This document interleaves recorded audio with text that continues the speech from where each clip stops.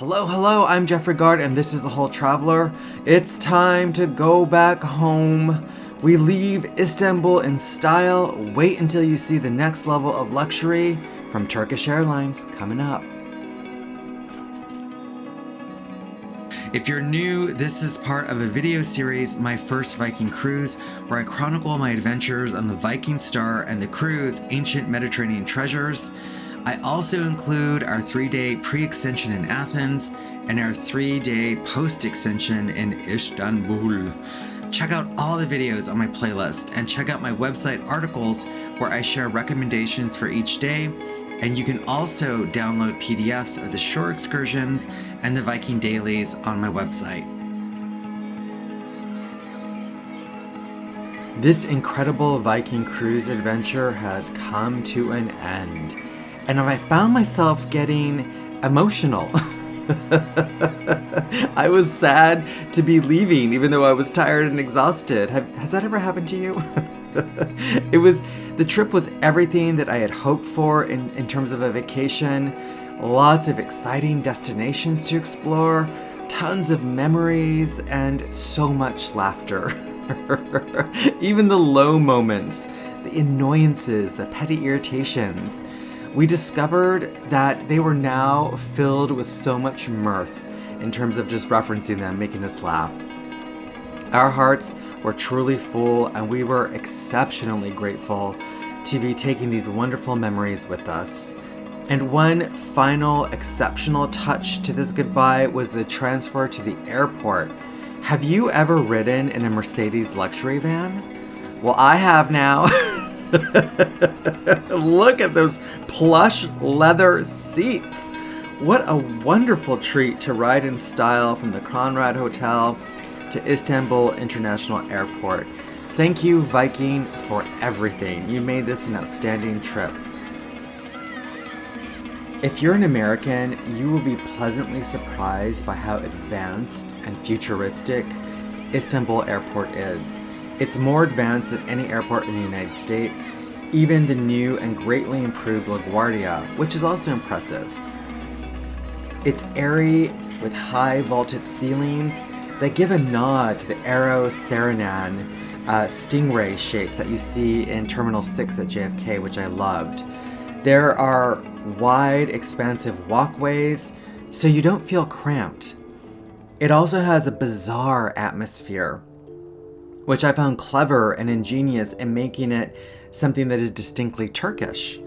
There are tons of shopping to be had. Also, there's a museum as well. If you wanted one more slice of Turkish history and culture, it's free to check out and a great way to spend some extra time. We were exhausted at this point and could not absorb a single exhibition piece from any museum of antiquity. We were just maxed out. We needed the lounge. One thing you will definitely notice that is different from American airports is the amount of security here. There are security stations everywhere, constantly checking and rechecking your tickets. We must have had to show our tickets 3 or 4, maybe even 5 times after clearing the first line of security. So just know to have your ticket and your passport handy on you, because you will be having to show it quite a bit.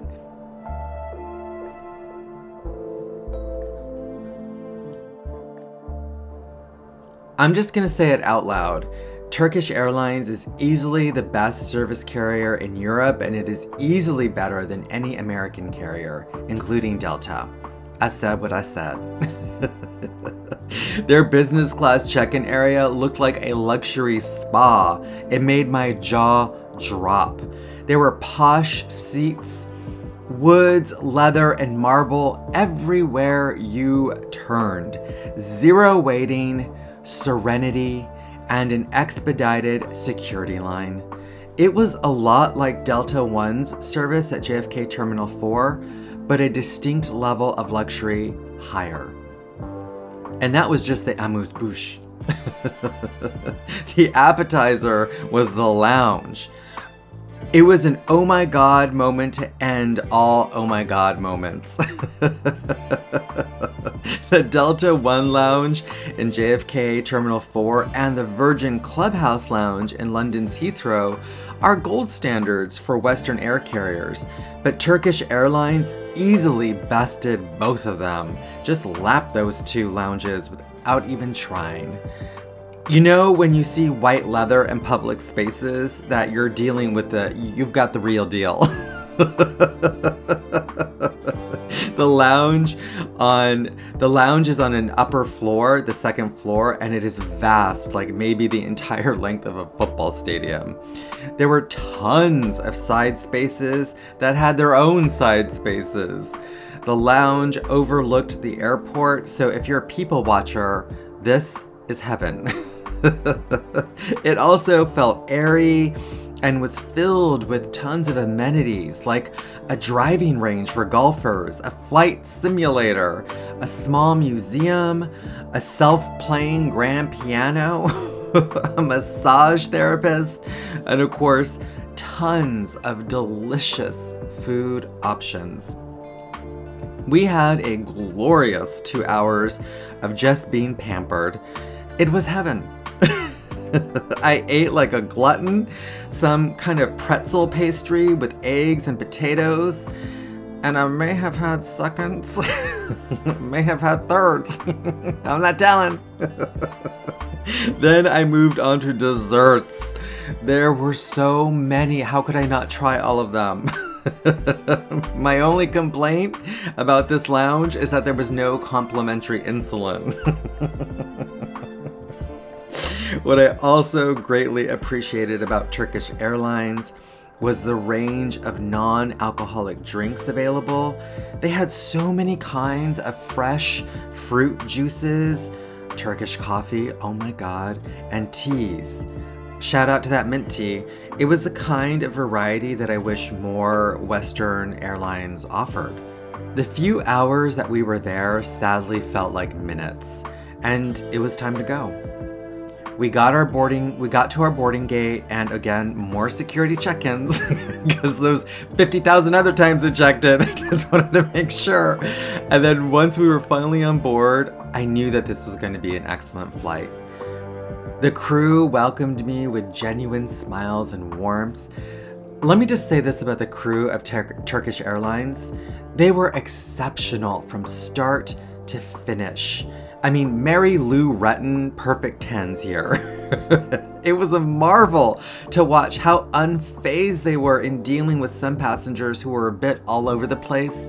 They never lost their composure. They never lost their warmth, that glow. They were amazing. Initially, some of the research I found show that the plane layouts had that dreaded Lufthansa-like configuration of business class being 2, 2, and 2, but I was so relieved that it was actually 1, 2, 1. The seats were spacious and the livery felt brand spanking new. It had all of the amenities you want in a hybrid business class, first class seat product. Lay flat seats, tons of storage within the pod, but also in the overhead. I had a gigantic one all to myself. One amenity that was fascinating is having access to the cameras that are mounted outside the plane that show various POVs of the plane and where it's at in location to itself. You can access them at any point, and I highly recommend watching them during takeoff, which was such a treat. Sadly, even with this luxurious experience, there was a B.O.B., a beast on board. There was a British passenger who was barefoot. So disgusting. Please do not ever be this person who clearly was raised in the wild. Not only was he barefoot, but you could smell him. Oh my god, so disgusting. Thankfully, the ventilation kicked in and it kicked in before those fumes could just choke me out completely. I mean, this was just gnarly. It was nasty. Nobody wants to see that. The movie selection was vast, a wide-ranging library of Western films mixed with, some Asian ones. So if you're interested in Asian cinema, this is definitely a library you want to check out. One amazing thing was the Turkish Airlines documentaries. You have to see these. The best one was called Inner Portrait. Turkish Airlines picked 4 people from different parts of the world who had never traveled and flew them to another place in the world to experience travel, and then mapped their brainwaves to create a visual representation of how the travel experience had changed their brains. Amazing. It blew me away. You know that travel is my religion, and so to watch these first time journeys was so emotional for me. I was crying, I was laughing, I was just in it with each of them, experiencing their first international trips. There's a preview of the documentary that you can watch on YouTube, and you can access it in my description. It's so good, and eventually the full film is expected to be released. And no, Turkish Airlines did not pay me to say that. The food, oh my god, the food was delicious too, on par with all the greats. First course was lox and shrimp, then chicken, and an eclair for dessert. It was a fantastic lunch. I mean, I'm surprised I even had room after everything I ate at that lounge. Sadly though, we were flying from Istanbul to London, and our flight to London was coming to an end. From London, we would catch United's Polaris from Heathrow to Newark. It was Christmas Day, and the Heathrow airport was virtually empty. I wish I had taken footage because it's such a rare event, but I didn't. We flew in Polaris class with United, and the flight was fine, but honestly, it wasn't Turkish Airlines. I didn't take pictures. You're not missing much. I hate saying that, but you know, the one thing I was grateful for was a magical trip whose memories would last a lifetime. I cannot say thank you to all the different people involved in this. Thank you, Viking. Thank you, Conrad Hotel, Marriott Athens, Turkish Airlines, and yes, you too, United. Thank you, thank you, thank you. And then just like that, we were home.